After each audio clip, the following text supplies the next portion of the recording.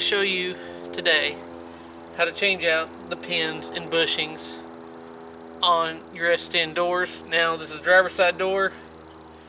Usually two people or a door jack or door holder would be best. I'm doing this by myself. I'm going to show you how to do it by yourself. Now for the most part this is going to be pretty simple. There's no really special tools needed. The hardest part is the weight of the door fighting against you. Especially when you're by yourself, you got someone else, it's going to be a lot easier. Or the door stand, a lot easier. If you don't have someone else to help you or a door stand, well, you're in the same boat as I am. So let's get to it. Alright, now here's the thing. Obviously, that one is just completely shot and gone. Now, bottom one's bad too, but this is a non-electric door. There's no power going through here, so I don't have to worry about wires. So if you have one with the wiring going through it, you definitely want to be careful not to pull on that, damage anything. This one, luckily, it wouldn't be hard to knock the pins and actually take the door completely off if need be. What you're going to want to remember is where the bushings are. Take note of that, because you're going to want to put them back exactly the way they were. So be sure, if you need to, take pictures, whatever. That way you know to put it back right. Now what I'm going to do is I'm going to use this jack right here to actually take some of the weight off this end of the door to make it easier to knock those pins out. So jack it up just a little bit in order to take the weight off. Now I'm going to use this 1/2 inch extension. It's pretty large, so should be able to take the abuse and a hammer. I'm going to knock the pin out.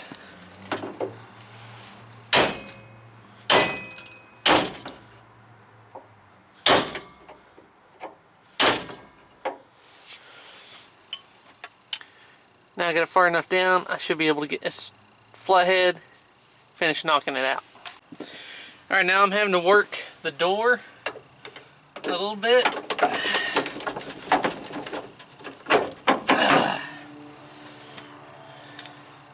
And pull it out. Now as you can see, you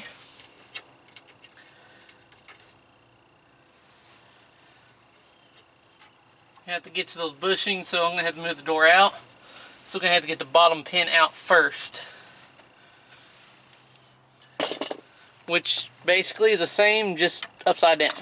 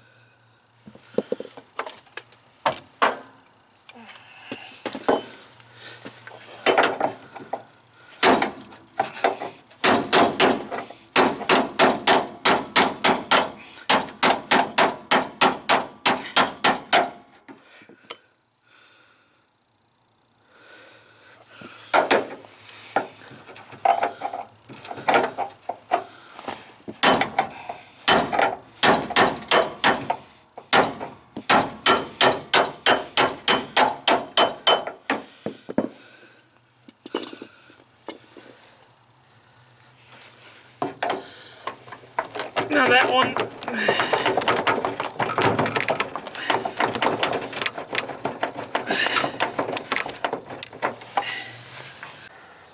alright, now here's the catch.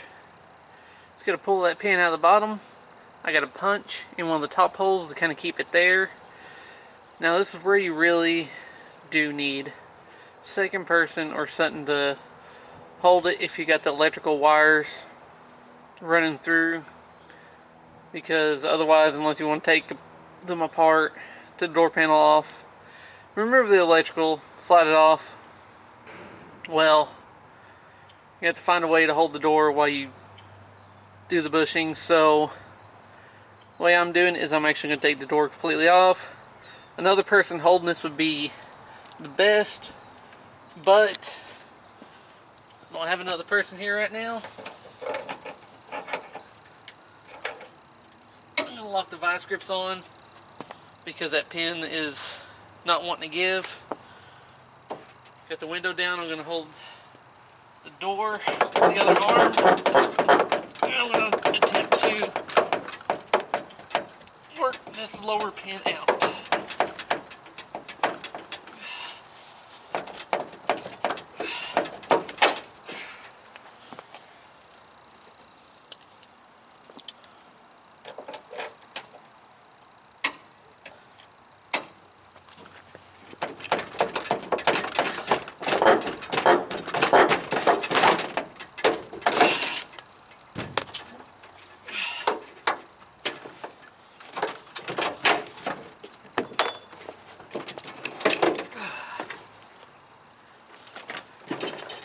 Now, as you can see, here's what's left of the bushings here. Now, it's kind of hard to tell, but this one, the bushing went down. This one, the bushing goes up. This one's just going to fall out. So you can see, there's the edge of it. And it just goes up that way. This one, you may have to knock these out with a flathead or something, but get to that. Over here, as you can see, this one's up here, that one's installed that way, so we're just going to go ahead and knock them out.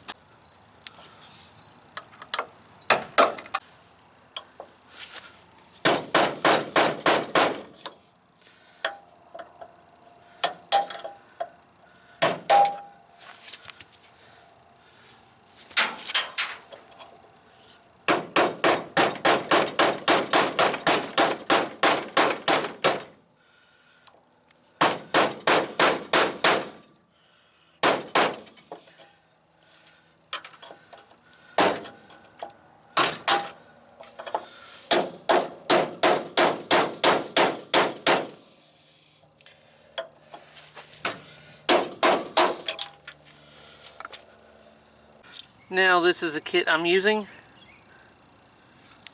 Dorman. Comes with 2 pins, 4 bushings.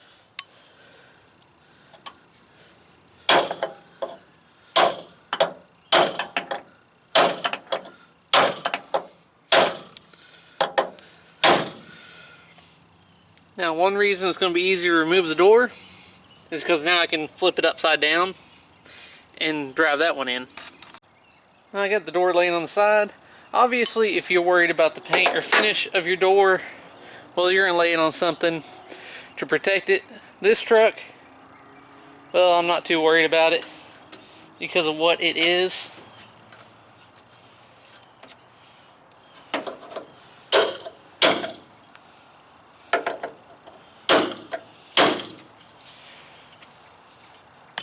Now to the cab.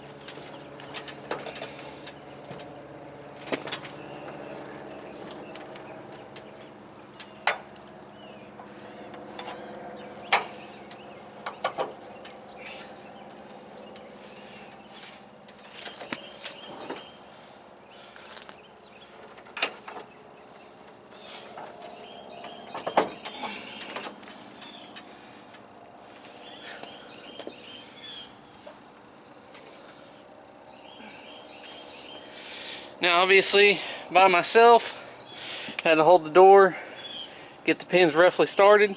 So now I can put the jack back under the door over here. That way I can get some of the weight off, knock the pins in. Again, 2 people will be really helpful here if you have access to another person.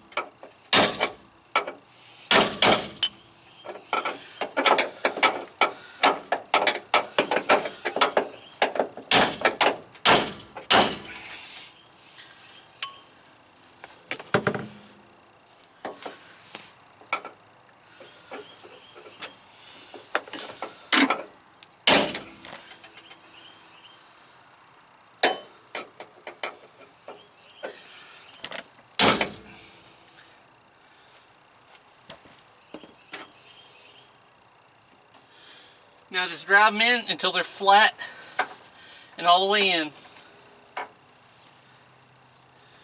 That's good.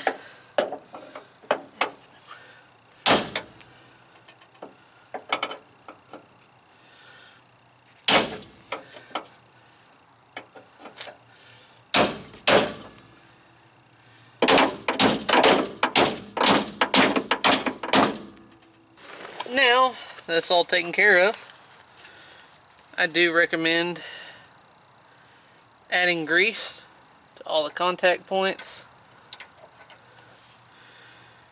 to help preserve and make everything last longer.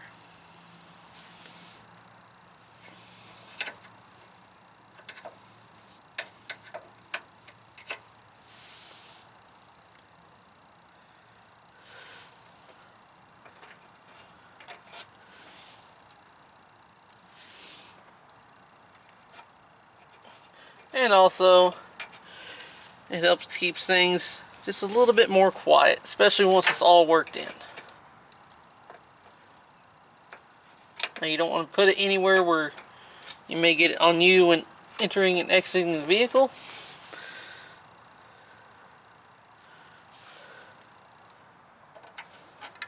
But places you're not really normally going to touch, where there's metal contact.